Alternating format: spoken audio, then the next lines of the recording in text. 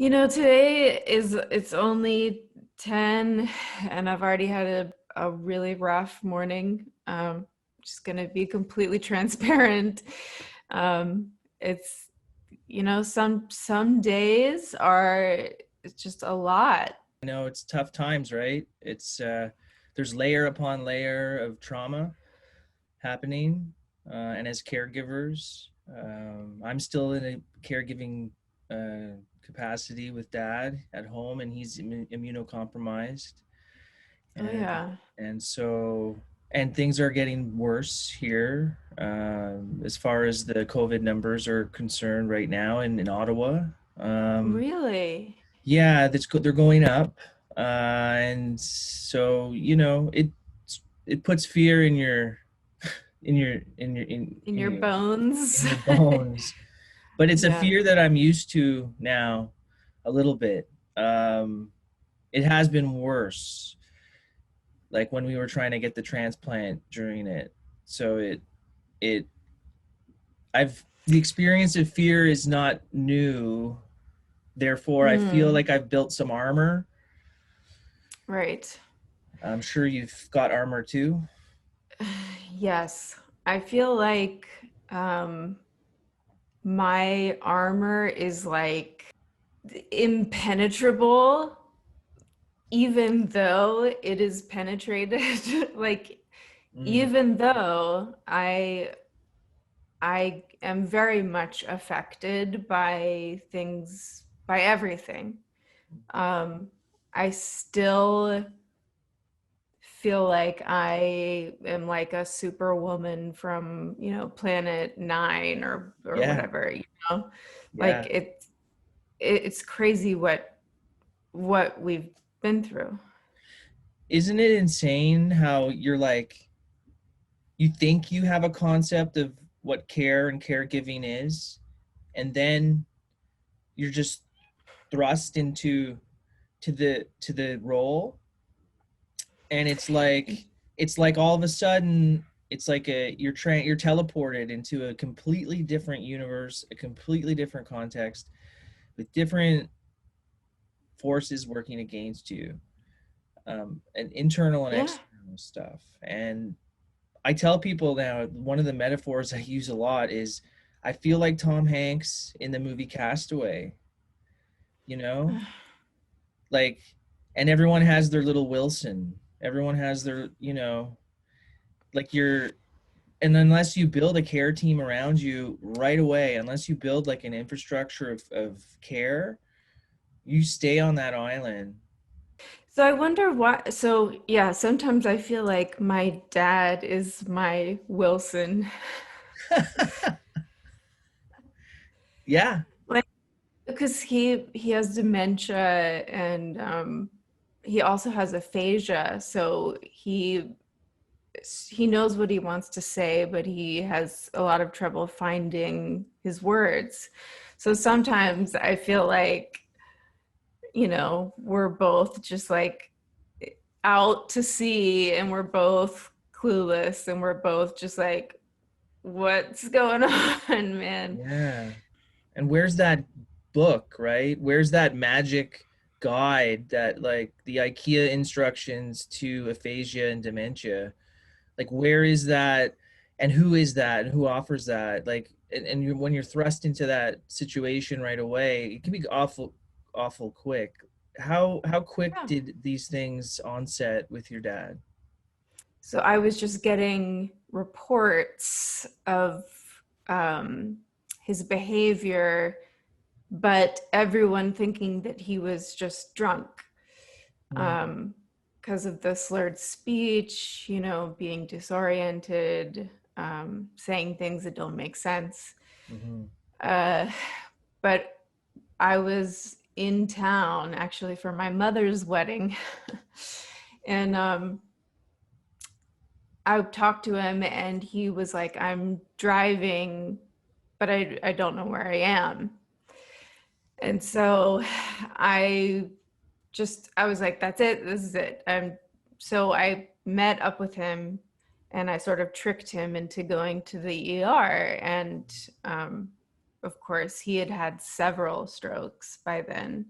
And so, you know, the brain damage was pretty extensive. And even though he did, you know, rehab and therapy, there really wasn't much he could regain because he hadn't Hmm. gotten medical attention in time. But it was extremely, I mean, I feel like the loss of speech was like extremely sudden.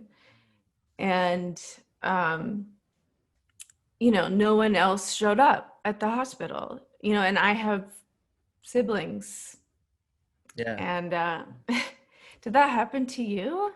Well, I'm in a unique situation where my sister is out of province, and because of COVID, she has been Okay. unable to travel because of lockdowns. Yeah. But it did happen, in a sense. It did happen. It did. I mean, to be Yeah. very transparent about the way that when care strikes, when you need it to do it, and illness strikes, everyone's put on tilt. It's and it's not like everyone is in a vacuum of their own like good situation. Everyone's in their own context with their own traumas and stuff, and depending on where people are at in their lives, they can either show up or they can't. It's really Yeah. it's really that simple, I think. And it's really hard to manage the emotions around when they're unable to show up due to XYZ. And there's always a multitude of factors, but it's hard to manage the emotions when it's you and you're like, well, where are they? Where, Yeah. where, like Tom Hanks, like, where's the boat that's Yeah. supposed to be passing here every couple hours? You know, like, where the plane's going overhead? Where's the, you just don't, you, you find, and it's because the care and the need of the care and what you do is so extreme. It's like health professional extreme without Yes. without the skill sets, without Yes. without the support for that layer of care and community here. And I don't know if that's the same where you are, but Oh, yeah. without that supported invisible layer of care, you know, that's in that, I mean, I think often, and I've talked about it, like if we could bill the hours that we spend, the billable hours that we spend providing care, if we were, say, social workers or doctors or like personal support workers, we'd be rich. We'd be rich. Yes. And in Canada, from what I understand, in the nation's capital here in Ottawa and in the province of Ontario, they've been offshoring care into community for years because of cut privatization of health, cuts. It's okay, the family will take care of it. It's okay, Yeah. you know, they're going to manage these things now because our bottom line is maybe more important. Yeah. Oh, And yeah. it's in sharing these stories that I really think that the where the benefit lies for fellow caregivers and millennial caregivers. It's, Absolutely. yeah. I totally agree with you that telling our stories is the most important thing. And it's scary and it's hard. And people feel like they are betraying their family, or, you know, they're going to get fired from their job if they have a job.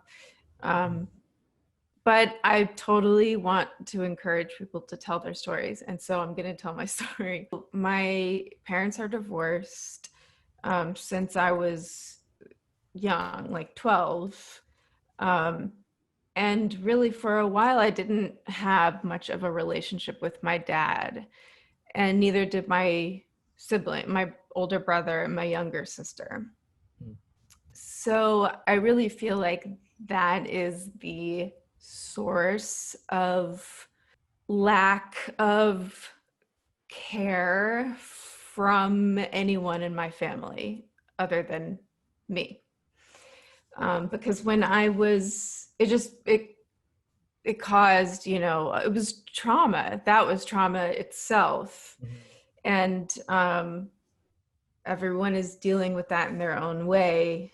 And but I really started to have a relationship with my father again when I was 18, and we became really close, um, just out of sheer, let's decide to have a relationship. Like, Mm-hmm. we don't have to be like,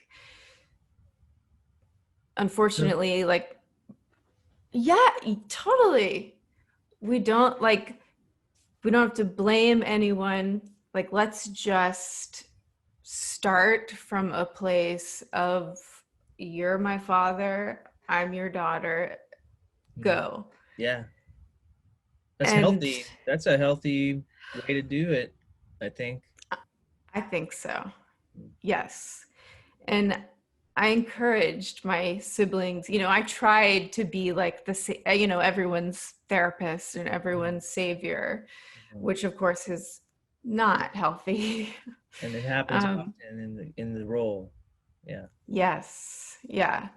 Once I took him to the ER and really saved his life,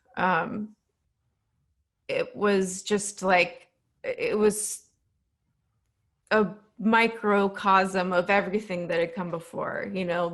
My brother, I begged my brother, because he and I were very close, Mhm. were are very close, and I was in the hospital just begging him to come and help me. I thought, like, if not for our dad, then for me. Yeah. Like, Yeah. almost like, this is our child, and like, you're the father, That's I'm the exactly. mother. Yeah. That Yeah. the inversion of roles is part of, I've realized, is part of it. Yeah. Yes. Yeah. Yeah. So that's how I felt, like I was the mother of a child begging the father to Yeah. come help. Yeah. And he he just said no. It's hard to understand those boundaries, right? It's hard to Yeah, understand why a person needs that boundary so much. right. And I have dealt with so much anger. I mean, Yeah. that armor that we were talking about, like, that armor was like made up of anger Yeah. for the longest time. I Yeah. just felt like nobody better with me. Like, Yeah. It's either you're, I it's like I say it, you're either on my side, at my side, or in my way. I was, you become like this champion, this enforcer of all things because you're in such a isolated role, and the traumas upon the impacted, the compounding traumas of care. You become hard, you become impatient, you become irritable, you become uh aggressive, you become abusive. I mean, I have guilt. I had you develop compassion fatigue, which is the same thing yes. that nurses are struggling with here, and doctors here, and personal support workers here, because of bad policy and bad decisions and bad leadership. The bottom line people, us who are caring, are feeling the effects of these decisions so high up, and we don't feel like we have any recourse. I don't feel like I have any recourse. I don't feel like there's real transparency, accountability, leadership, and it's time for these people to move out of the way. That is um fundamentally like why millennial care exists, is to shed a light on this invisible layer of care, and to motivate people like us to share stories and to create advocacy packages that with data that is of a different type that can really affect change. we live this, Yeah. and so we are experts, Yeah. and we're not going to go quietly. We're not going to suffer quietly. We're not going to die, like a martyr. Yeah. We're not going to, because it affects our health and Oh, our immune system our and relationships are, our financial health, I mean, I lost my job when I when my dad first went to the hospital. I lost my job. I didn't know how to advocate for myself and say, that's illegal. yeah, um, I yeah, just took it. And that happens to so many people, especially millennials, because we're at this age where we're supposed to be, yeah, the most productive in our career. And, but we're being totally yeah. destroyed, and we can't let it happen. We No, can't be destroyed. no. And we're the largest, apparently, statistically, I may be wrong, but I think we are the largest demographic in the history of the world, or in North America, or Western civilized. There's some crazy stat. Like, there's more of us than there has ever been of any cohort. Yes. And Yeah. therefore, where's the, I mean, we're inheriting this. You're inheriting an American health system. I'm inheriting a Canadian health system, and both, quite frankly, are fucked. Oh yeah. Completely. Completely. There's a, And they yeah, go ahead. go ahead. Go ahead. Oh, well, I was just going to say, and I was talking to another person yesterday about this, about the, well, no, it was your researcher actually, because I did those research questions. Oh, thank you so much. You're That's very great. welcome. I mean, that's what it's all about. I mean, the data is really that we can create as millennials, the data that we can get and then put into application, like either as an app or a service or a solution or a policy change. That's where we really can, do some good. And Yeah. but to circle back, there's a myth. There is a, have you ever seen the episode of the Newsroom with Jeff Daniels, that first episode when the girl in the audience goes, do you think America is the greatest country in the world? And he goes, no. And then everyone's like, what the did he just say? And there's a, like, I feel like there's a certain myth about Canadian healthcare that needs to be de-mythed. Really? Oh yeah, they're Debunk debunked, it. myth busted. Yeah. So, Yeah. like, although, yeah, it's universal, right? Universal healthcare sounds it's great. I mean, everyone has access, but the reality is, once you have access, and yes, the insurance companies, and yes, OHIP, like, yes, we have stuff covered and costs are covered, like, and that's a huge, I mean, that is what makes, I think, our system the best, like the greatest potentially. But I say that now with air quotes, because of my experiences in two health tracks and the realities of the limits and availability around true care are Mm. so profoundly different than what you expect, that there can't help but exist a myth around the fact that universal doesn't mean that it's good, or that Yeah. it's even that it's compassionate. Mm. So there may be something to explore in the compassion department. Like, we wait forever to get care, and if there's even a resource available, like, I mean, I'm talking from my own personal experience with two, glioblastoma and liver disease. So in both of those health tracks, we experienced limitations of care that were so profoundly bad that they actually affected the health outcomes in dire and life threatening and torturous ways. So Oh my it God.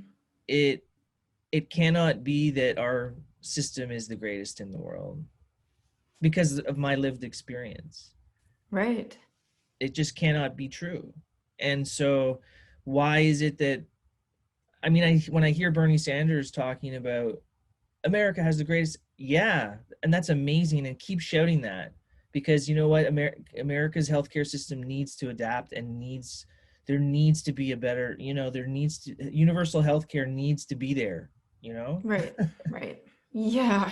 but then you have what just because it's there, it's like just because the shell's there doesn't mean that it has the guts to do what it's promising.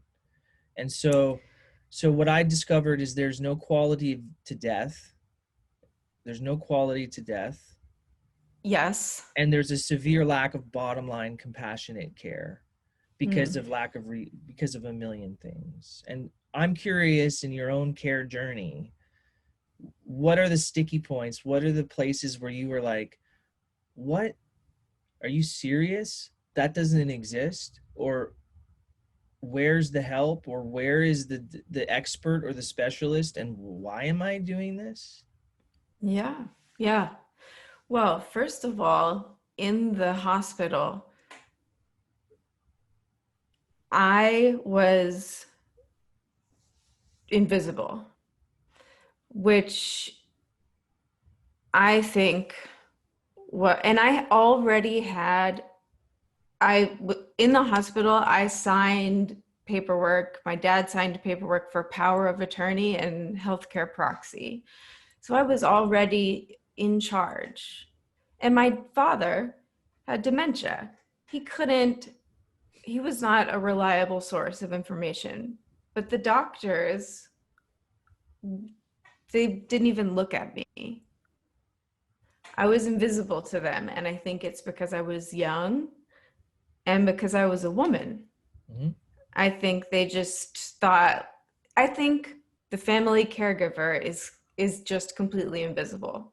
It's invisible, and doing a lot of work because you're on call 7 days a week, and you're only Oh in there yeah. for an hour with that specialist or whatever. Right.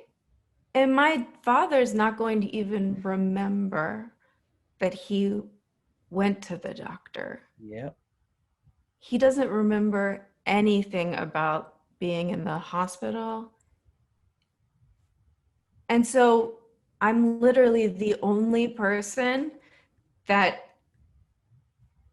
You're his has this memory. information. You're his hard drives.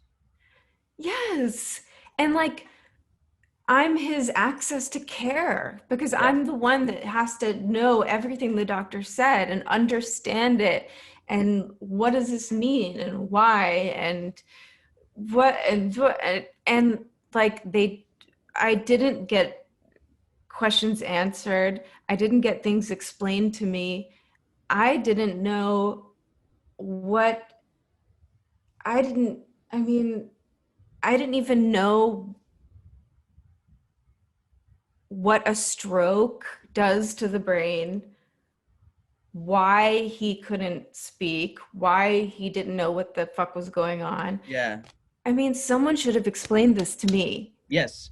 So I had the same experience with mom with brain cancer. Okay. So Oh, um, there was this like lack of introductory, like compassionate, like, okay, hey, we're the care team. These are the doctors. This is what to expect. In other instances, these are common things that have happened at this point, this point, this point. So look out for this. They have this very laissez-faire, hands-off approach to the way that information is disseminated. It's like, so here's the thing, it's not exactly. preventative, it's reactionary. So all they're doing is it's a self-fulfilling bureaucracy in these places. There's so many problems with the infrastructure that all they're doing is hiding those problems and placating you throughout the healthcare journey. So you're like, when you find out that your father or mother is can't get access, or if the thing doesn't exist, or it's almost too late. It's like you're just left in the wake of like information. Yeah. Yeah, absolutely. That I'm so sorry. And yes, that's what I experienced. They're just covering their asses. Yeah. They're just doing the bare minimum. They didn't want to talk to me because they didn't want to deal with like introductory care, you There's no know. time carved out for that. It's like, and there's no time because there's no resources for that kind of compassion, I think. Yeah, they're right. I mean, there was a social worker at the hospital who came to me at one point. By the way, I spent 5 nights in the hospital room with my dad, like never showered, with like I didn't leave, Mm, you know, mm. and someone should have noticed that. Like the social worker or whoever, someone should have been like, in room blah, blah, blah, there's a Yeah, young girl who has been there the whole time yeah, and she hasn't changed clothes. Like, let's just go say hi. yeah, No, no. yeah. There's a depersonalization. There's like a I don't know what it is. It's compassion fatigue. It's people who are just so fatigued that they don't have those abilities anymore, which speaks to Yeah, the need that, because I used to hate on the nurses in my head. I used to hate on the doctors. Like I vilified them. But then I realized, listen, they're in the same boat. They're on the same island as us. right. You know what I mean? And their hands are Yeah, tied. Like it's actually a lot of the times they're the ones that are providing like this intensive care, critical care, and they're shouldering the responsibility of error and the litigiousness around what happens when you screw up in that. But here's the irony is that healthcare is the most protected, legally is the most protected. Like you can't, there's no recourse or accountability. I mean, yeah, if you want to yeah. take on that, good luck. It's you're, it's a weird system of unaccountability, and It it's, where's it's there's it's where is the emotional labor? yeah. Like, where's the emotional? No one's doing the emotional labor And that results except in for moral, us. and that results in moral injury to us, deep Yes. deep moral injury. And when you feel like the institutions failed you, how do you reconcile that? Like how do you reconcile living in a world where these institutions are failing us? I don't know. Yeah, it's a hard thing to stare at and be like, okay, well I guess so, I'll just have to do it. I'll just have to do all the work, and And do that work without transferring this anger and resentment against the system and against all the other people, like family members who are not here. I don't want to transfer that onto my dad and how I interact with my dad and care for my dad. So it's like you have to do this job and you do that emotional labor yeah, without, so it's almost like you become like of two minds, which can't be healthy. And then how do you, and then people are like, oh, self-care. And it's like, you're like, screw you, self-care. self-care. I don't have time for self-care. Exactly. It's Yeah, like, oh, you're one more thing you want me to do, from, like yeah. How one many times more. did the doctors be like, oh, you should really take care of yourself, make sure that, did you ever get that? I got infantilized. I got like, Oh, I get it still all the time. Like, make sure you do something for you today. Like, take a bath, like get something that smells really yeah, nice go and for a like walk. No, you know what I want to do? I want to smash my head against the wall like 8 times, and then I'll feel great, you know? Then I'll yeah. feel real good. Yes, like you That's, want me to take a bath? How about I drown myself in a yeah, bath? yeah. Like, No, no, it gets that bad. And we have to be willing to talk about, I mean, I was suicidal in this, in these throughout the care journey, for sure. really? Oh yeah. Oh yeah. Like, yeah. I mean, when it got bad enough, like there were moments when I was like, I'm going into a psychosis here. Yeah. I am, there's the compassion fatigue and the burnout was so severe that I didn't think I'd come back from it. So, you know, Yeah. Me it, too. yeah. Because the compassion fatigue, it go it it it includes you how you care for yourself. Hmm. You know, you have compassion fatigue, so you end up like not having compassion for yourself. You're just like, Yeah. fuck you, self. It's just like, Oh, totally. Totally. So, yeah. and so out of these pains, right? We're both doing something about it. Yeah. So Yeah. what are you doing? So I created an app.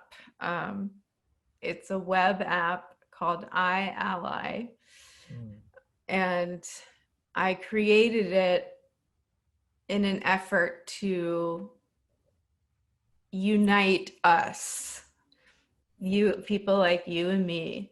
Like if we can't rely on the government, if we can't rely on healthcare professionals, then we have to rely on each other. And especially for those of us who are alone in this caregiving journey, we need it because we're Tom Hanks in Castaway. So that was the impetus. So there's community, peer support, mutual aid.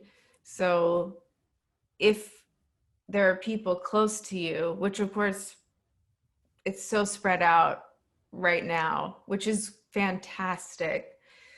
But hopefully it gets to the point where you can find people close to you and you you know that it's integral, right? It's to every caregiver's journey to have a care, like out the gates I instinctively, and you probably are just replicating what your own needs, but instinctively I was like, who can I trust? Who knows dad and mom the best? Who is going to be there even though things are going to get shitty and we're going to right. probably fight? And Right. when you're not, when you don't have access to that, fucking right, you're going to create an app. Yeah. Yeah. You Right? have to create it. Yeah. Yeah. You create your, you're just manifesting, and you're so why the impulse to help others? I mean, it's pretty simple, I think. But like where's that come from? Why is it not just you creating like a very organized situation for yourself? I think in my experience, I, you know, I was like, there has to be, you know, because none of my friends had parents who were aging or getting sick. So I felt like a weirdo. And I thought, but this has to be happening to other millennials, other young people who have no idea what they're going to do about it. And so I just did research and, of course, found out that there are so many of us and it's like a phenomenon. And I just thought, like, oh my God, like we need help. There's no advocacy, there are no resources. We need to figure out how we're going to confront this issue. Yeah. And I also didn't want anyone to feel like I had felt. Yeah. Like there were times that I just felt so, I mean, I the know. darkness, the dark. I know. Yeah, I know. I And developed the I, nocturnal panic attacks. I'm on, oh, I'm still on 3 medications. oh, me too. I'm on Um, medication for it. Yeah. and then I don't sleep. I sleep in 3-hour chunks every night, you know? So yeah, PTSD. PTSD. It Yeah. took me a while to realize that I have PTSD, Yeah. that it was a traumatic experience, and that I'm still stuck in this. I'm saving his life. I'm saving his life. I'm saving his life. It's an emergency. I have to save his life. That sense of urgency When, you can't dissipate, right? right. Mhm. And, my brother wasn't there saving his life. So my brother just doesn't even have that reality. Capacity, yeah. Yeah, he has no that's not even like a thing anywhere in his brain. The And altruism, where is that, right? Where is that in some people? it's uh, some people, and that's the other thing. Like, I want to help the people that do have this, Hmm. that do step up Hmm. and rise to the occasion without even Hmm. a thought of, oh, maybe I'm just going to slip out the back door. Yeah. Like, Well, we're we here. yeah. Yeah. Yeah. And so we deserve to be heard, and we deserve support because we're here. Yeah. Yeah. Well, I'm glad we're doing this because more people are gonna, you know, hear it because of this. So Yeah. right Yeah. on. I feel good Right about on. it. Yeah. So, yeah. And you're focused on, well, so obviously it's the policy and it's the policymakers. But I feel like I'm so far from being That able to make a change in mm, that. And it seems like you feel more. agent, agency, I guess is the word. Yeah, Um, sure. I'm lucky to have a few solid. Well, so here's Ottawa's small. Where are you? Where are you located? I'm in New Jersey, in Union, which is right outside of New York City. Oh my God. So you're in a you're still in a hot spot. Yeah. Well, it's better in terms of the pandemic, it's Better. better, but I mean, Yeah. it's a hot spot for everything. New Jersey. Yes, it's hot in New Jersey. I've been through there. I've driven through there. I've Really? yeah, I drove to New York. I took mom to New York City a year ago to see Phantom of the Opera because she that was a thing for us growing up. So we Oh got to my go to New York God. City before all this shit happened, and I don't even know if we're gonna get back there now. I mean, ever, ever, ever, ever. But well, I know we're not gonna get back there, but I don't know if I'm gonna get back there, you know? And so, Yeah. but I love New Jersey. Hey, it's colorful. Oh yeah. Yeah. Oh Yeah. yeah. So I went off on a tangent there, but we're maybe you can help me circle back. We're Um, so where you live, you feel like it's small, yeah. Yeah, okay, yes, I or you remember. have more access to. I have more access to so I managed to get the ears and the eyes because I went to the media, you know. And that's a whole conversation to be had because like I come from a documentary background and I come from a communications background Yeah. and I know a lot about journalism. So and I have a lot of connections in Ottawa who work in journalist capacity. So and I have a very large producing network because I'm a video producer. So I'm very connected in the city of Ottawa and I ran a business that I grew over 8 years, a video company that I had to resign from. So I'm in your boat. Man. Like I feel like I lost my it's my own decision, but I feel like I lost my job. Yeah. And 8 years I built that. I had to walk away, but now it's millennial care full time. So that's okay. Right. That's Right. okay. Right. Uh, I'm leveling up, but Oh yeah. because of 8 years of producing, and because Ottawa's so small, and because I have some really amazing people that I'm connecting with around me, I I've managed to gain the access and the ears of certain people, and I've also used activism and protest to be heard. Mm.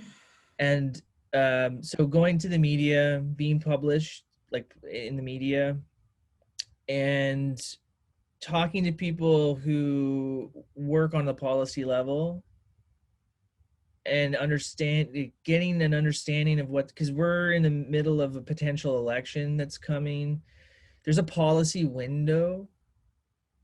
The COVID's created a policy window, Absolutely, it has. right? So there's a Mm-hmm. lot of change happening. So it is the best time for change to make big moves. And so Yes. and so for me, millennial care is like, okay, well, no one's listening. Let's make the move and let's poke the bear as much as we can, and do this stuff and be honest and talk real talk about shit, and not worry about what people are going to think, not worry about litigiousness, not worry about, fuck that shit. It's time to Yeah. not care what people think Yes. or about the repercussions. It's just time, because the protest movements that have been happening are a perfect example of why we should be doing it and why we should be filming things with our cameras, right? Yes, documenting Yes. us, our stories, and also what we are doing Yes. And about it. yes. And when we're up against bureaucracy and bullshit, film it. Film it, film it, film it. That's Yes. I, I don't care if you're going to get sued. I do care if you're going to get sued. I don't want you to get sued. This is probably really But bad advice, but I didn't no. care. And because I didn't care, I'm in a position now, and it's another, I'm in an interesting position to affect policy change. Yes. That is so amazing because I had to make the decision once I started speaking out and writing about my story and my dad. I had to make a decision that I don't care. Like, I had to be like, I don't care that I'm telling details about my dad that he might feel icky about me telling. Well, Mhm. you know what? I don't care because this is the reality. And also, he doesn't care. He would have cared Yes. years ago, Yeah.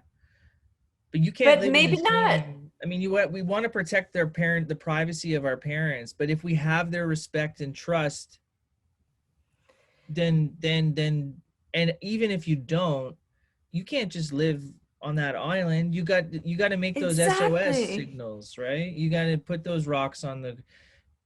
No one should expect you to live in that. That's exactly why that was exactly what was going through my head when I made the decision to not care. Because I was like, what's the alternative? That I suffer in silence, like forever? Hmm. Like I just hang out with my dad until he dies, never tell anyone what it was like. There's Yeah. No no way. way. No There's way. no way. Yeah. There's no way. Yeah, there's no way, because then it's hidden and it's shameful, and there's guilt and there's all this weird shit that goes along with it, and Yeah. yeah, Yeah. And then it's like, why? What was that all for? yeah, yeah, You know, yeah, telling the story and deciding not to care and to document and to tell the story and to be open has the potential to help people and actually make change yeah. in policy. Yeah. So, dude, of course you're going to choose that route. And I believe you can do it too. Who's your local state officials, you know? Well, actually, Cory Booker is the New Jersey person, and he, you know, I don't even know the right words to say. This is a problem. Okay. This is a blind spot that I have. Okay. He introduced an act that would protect family caregivers from being discriminated against in the workplace. Wow. And that's huge because that doesn't exist, which is crazy. So you guys, Um, so really quickly, you guys don't have any protections around like leave, like if you're critical illness leave or some sort of like, because here in Canada, my job was protected. I could leave and get job protection for 4 months, and there was a bunch of those I could take. Do you have that? Do you have I access to that? think we do in some states. So that's the other thing is like every state is different, which is quite annoying in terms of, you know, trying to help people because it's like, Yeah. but Sorry, I took you off tangent there. no. The what we have, um, I think the best that we have is 6 weeks paid leave to take care of an ill family member. 6 weeks. What is that? That's a drop in the ocean. That gives you time to plan the funeral. Sorry, but And that's probably what they're thinking too. They're like, oh, they probably just have to like bury somebody. So 6 weeks, you know. yeah, Yeah, 4 months, that's something. But still, I mean, that's nothing compared. I mean, I was off a year and I still needed time. I tried going back to work. I couldn't. I couldn't handle the stress. I couldn't handle the triggers, the stressors, you know? It was yeah. just, sorry. I just, yeah, I couldn't handle the stress or the triggers of it. And I'm just turning my volume off here. I got notifications going. How rude. Well, that's our reality. We have Yeah, to, multitasking. yeah. So what's next for Ally? So the great thing about an app is that it, you know, anyone can access it Mhm. more or less, anyone with a, you know, with technology. And so the bigger we get and the more users we have, the less people can ignore us, you know? Mhm. So the more users sign up, create a profile, say, yes, hello, this is me, I exist, I am a caregiver, Mhm. these are my pain points, Mhm. the more, you know, We're connected. undeniable Yeah. data there is Yeah. that we exist, and the more connected we are, which means the more that's more there's more likelihood that we can help each other and that we can help take care of each other's mental health Mhm. just by being there. Mhm. It makes a huge difference. That forum, eh? It's the forum. That forum is what's you're creating an online. You're creating a forum, right? That's it. I mean, Yes. And then on top of that, access to all of these partnerships like the financial gym, which is in America nationwide. wow. You get one-on-one financial coaching, which, as you know, probably, even though there's universal care, you know, it's very hard to take care of your finances as well as your parents. I'm broke, flat broke. Yes, it's true. Yeah. And also you can get access to legal counsel, and we have a digital matching service for clinical trials. Wow. So that obviously can be extremely helpful. And then the bigger we get, meaning the more users we have, then the the better the partnerships, you Yeah. know. The And credibility, so, right? The legitimacy yes, factor. And this data, I mean, I say you write your state official, write that, write that guy, that yeah. woman, Yeah, whoever, yeah, you're right. and You're right. put all your passion into it, and don't refuse to not be heard. And if you got to go to the media, go to the media. Tell the caregiver. The Survivor Corps is a really good example, I think, of right now, of a grassroots movement that started from just someone saying, you know what, I'm sticking it to the man. And Really? well, I don't know much about that organization, but I get the feeling that it is I mean, they're representing long haulers, all the COVID patients that have 99 symptoms and are not being treated. And there are lots. And they're fighting for rehab centers. This is their awareness and rehab centers for COVID patients who are suffering from seizures, from Oh, Jesus. heart attacks, from everything, 99 symptoms that have been documented, apparently. Meanwhile, they're just focusing on a couple right now Yeah. to treat because it's so new. I mean, people just don't know. So, but this young woman who I has started this brand and has been on CNN, it's blowing up. I'm watching in real time as Survivor Corps is, and it starts with us. It starts with iAlly. It starts with Yeah. Millennial Care, but you need to be relentless. I think it's true that it's who you know too, but it's also you have to have the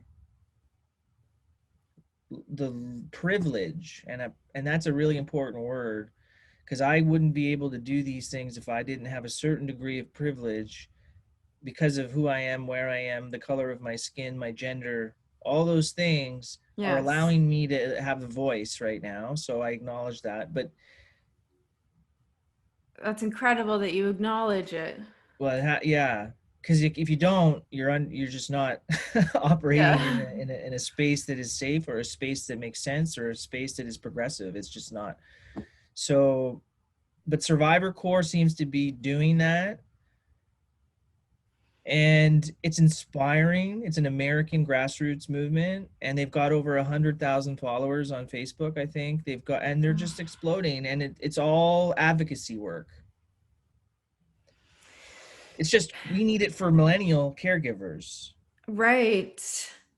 and Right. I'm hoping millennial care can become that big. I mean, Yeah. that's really the more that we do this, and it's the same goals. We're on, and all tides raise all ships. I really believe that. Absolutely. Absolutely. And there are so many millennials, like you said. We if we all speak, they can't ignore us.